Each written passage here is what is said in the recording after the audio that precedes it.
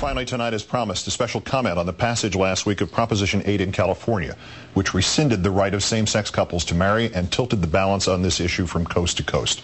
Some parameters as preface. This isn't about yelling, and this isn't about politics, and this isn't really just about Prop 8. And I don't have a personal investment in this. I'm not gay. I had to strain to think of one member of even my very extended family who is. I have no personal stories of close friends or colleagues fighting prejudice that still pervades their lives. And yet, to me, this vote is horrible. Horrible. Because this isn't about yelling, and this isn't about politics. This is about the human heart. And if that sounds corny, so be it. If you voted for this proposition, or you support those who did, or the sentiment they expressed, I have some questions, because truly, I do not understand. Why does this matter to you? What is it to you? In a time of impermanence and fly-by-night relationships, these people over here want the same chance at permanence and happiness that is your option. They don't want to deny you yours. They don't want to take anything away from you. They want what you want, a chance to be a little less alone in the world. Only now you are saying to them, no, you can't have it on these terms.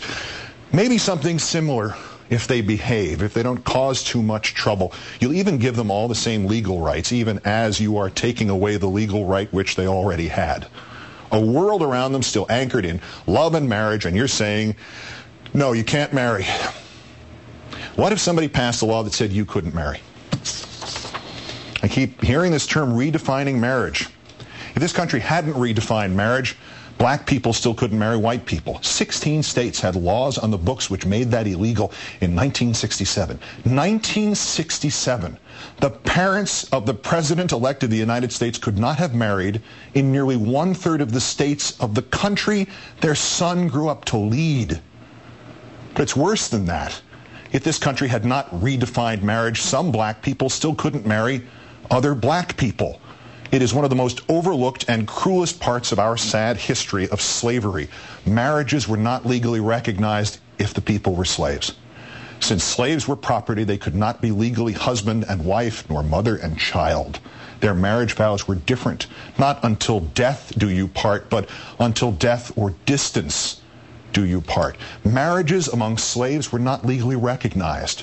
You know, just like marriages today in California are not legally recognized if the people are gay. And uncountable in our history are the number of men and women forced by society into marrying the opposite sex in sham marriages, or marriages of convenience, or just marriages of not knowing. Centuries of men and women who have lived their lives in shame and unhappiness, and who have, through a lie to themselves or others, broken countless other lives of spouses and children, all because we said a man could not marry another man, or a woman could not marry another woman. The sanctity of marriage. How many marriages like that have there been? And how on earth do they increase the sanctity of marriage rather than render that term meaningless? What is this to you? Nobody is asking you to embrace their expression of love. But don't you as human beings have to embrace that love? The world is barren enough. It is stacked against love and against hope and against those very few and precious emotions that enable us, all of us, to go forward. Your marriage only stands a 50-50 chance of lasting, no matter how much you feel and how hard you work. And here are people overjoyed at the prospect of just that chance and that work just for the hope of having that feeling. With so much hate in the world, with so much meaningless division, and people pitted against each other for no good reason, this is what your religion tells you to do? With your experience of life and this world and all its sadnesses, this is what your conscience tells you to do? With your knowledge that life, with endless vigor, seems to tilt the playing field in which we all live in favor of unhappiness and hate, this is what your heart tells you to do? You want to sanctify marriage? You want to honor your God and the universal love you believe he represents? Then spread happiness. This tiny, symbolic, semantical grain of happiness. Share it with all those who seek it. Quote me anything from your religious leader or book of choice telling you to stand against this. And then tell me how you can believe both that statement and another statement, and another one which reads only, do unto others as you would have them do unto you.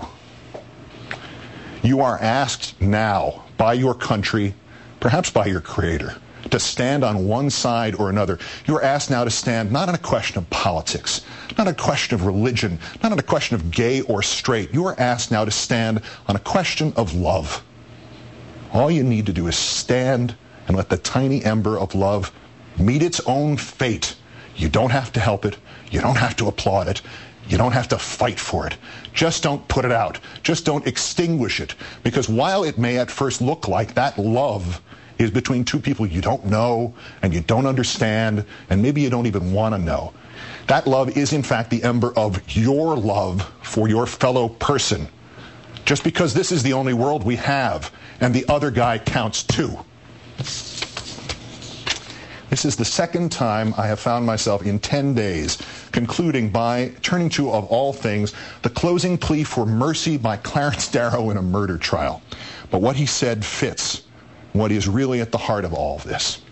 He said, I was reading last night of the aspiration of the old Persian poet Omar Khayyam. This is what he told the judge. It appealed to me as the highest that I can vision. I wish it was in my heart. I wish it was in the hearts of all. So I be written in the book of love. I do not care about that book above. Erase my name or write it as you will. So I be written in the book of love. Good night and good luck.